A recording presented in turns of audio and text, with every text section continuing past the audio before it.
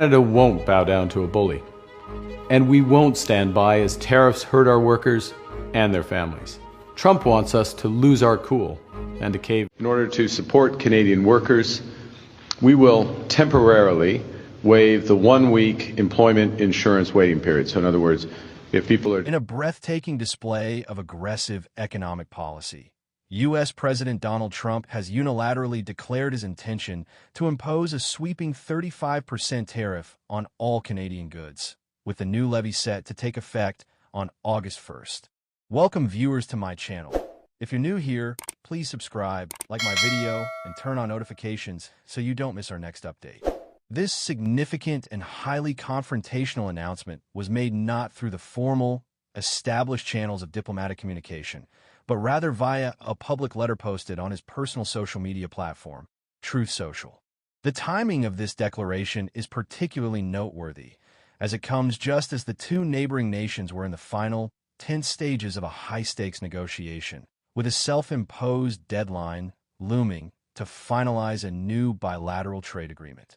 This sudden and aggressive escalation has cast a large shadow of uncertainty over the future of U.S.-Canada relations, threatening to completely derail months of painstaking diplomatic efforts and potentially trigger a full-blown trade war between two of the world's closest allies. The move has been widely interpreted as a deliberate act of pressure designed to force Canada's hand and extract concessions in the final moments of the talks, while also serving as a broader signal to other global partners about the president's willingness to use tariffs as a primary tool of foreign policy. This new 35% tariff is being framed by the Trump administration as a broad, across-the-board measure that is distinct from other existing duties. The letter from the president also contained a broader threat of imposing new tariffs of 15% to 20% on most of America's other trading partners, signaling a significant and deliberate shift toward a protectionist trade policy on a global scale. This is not the first time Canada has found itself in the crosshairs of the Trump administration's trade strategy. The nation is already dealing with a 25% tariff on some of its products, in addition to the global tariffs on steel, aluminum, and automobiles that have been in place for some time. However, a key distinction exists for goods that comply with the Canada-United States-Mexico Agreement, CUSMA. Reports from U.S. media indicate that this exemption will, for now, remain in place for the newly threatened 35% tariff, which could offer some critical relief for businesses that are able to adhere to the agreement's rules and manufacturing requirements. This provides a glimmer of hope for some sectors, but the overall threat remains a source of major instability, forcing Canadian businesses to confront a complex and unpredictable tariff landscape. The cumulative effect of these various tariffs creates an environment of economic uncertainty that discourages investment and long-term planning, particularly for Canadian exporters. Beyond the specific tariff on Canada, the Trump administration's use of tariffs has become a central and defining feature of its foreign policy and economic strategy.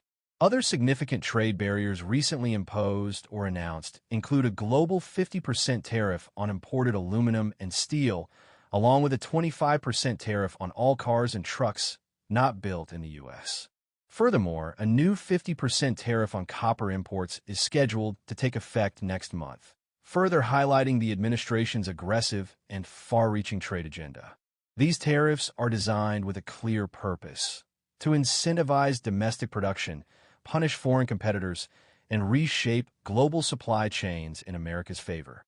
The cumulative effect of these various tariffs presents a formidable and complex challenge for America's trading partners, who are forced to navigate a web of duties and exemptions. This strategy reflects a deeply held belief that tariffs are not just a tool for revenue or negotiation, but a means to reassert American industrial dominance on the global stage. The sheer number and variety of tariffs being announced suggest a comprehensive plan to renegotiate trade relationships with virtually all of America's major partners. The potential economic consequences for Canada are profound and far-reaching, striking at the very heart of its economy. The United States is, by far, Canada's largest trading partner, purchasing approximately 3/4 of its total exports. Canada is also a major global hub for auto manufacturing and a significant supplier of raw materials like metals, making the combined effect of these new and existing tariffs particularly devastating for key sectors of the Canadian economy. The president's letter explicitly stated that the new 35% tariff was a separate levy, suggesting a significant increase in the total financial burden on Canadian exports. In his letter, Trump also offered a conditional path for Canada to avoid the tariffs, stating directly, "There will be no tariff if Canada, or companies within your country, decide to build or manufacture products within the United States." This statement links the tariffs directly to a demand for increased U.S. investment and job creation, turning a trade dispute into a demand for economic realignment and a redirection of capital and labor. The letter also contained a direct warning that the tariffs would be increased if Canada chose to retaliate with its own counter-tariffs. Canada has taken this step in the past and has vowed to do so again if a new trade deal is not reached by the deadline, setting the stage for a potential full-blown trade war with unpredictable economic consequences for both nations and the broader global economy. The possibility of escalating retaliatory measures introduces a high degree of risk and instability into the market. In his letter, President Trump offered several justifications for the new tariffs, blending economic complaints with broader security concerns. The primary reasons cited were what he called Canada's failure to adequately control the flow of the synthetic opioid fentanyl into the U.S., Canada's existing tariffs on U.S. dairy farmers, and the persistent trade deficit between the two countries. The letter even suggested a conditional path to a resolution, with Trump writing, "If Canada works with me to stop the flow of fentanyl, we will perhaps consider an adjustment to this letter." These tariffs may be modified upward or downward, depending on our relationship with your country. This language ties the trade issue directly to other non-economic concerns, a tactic that has become a hallmark of Trump's foreign policy. This approach forces Canada to address multiple, seemingly unrelated issues simultaneously in order to resolve the trade dispute, creating a more complex and difficult negotiation. The inclusion of the fentanyl issue, in particular, raises questions about whether the trade tariffs are truly about economics, or are being used as leverage to force cooperation on other policy matters. Canadian Prime Minister Mark Carney quickly responded on social media, defending his government's actions and pushing back against the fentanyl claims. He stated that Canada had already made essential progress in its efforts to stop the scourge of fentanyl in North America, and that his government remains committed to working with the U.S. to protect communities in both nations. This statement is strongly supported by data from the U.S. Customs and Border Patrol, which shows that a minuscule 0.2% of all fentanyl seizures at U.S. borders occur at the Canadian border. The vast majority of seizures are made at the U.S. border with Mexico, suggesting that Canada is not the primary entry point for the drug and casting significant doubt on the validity of Trump's claims.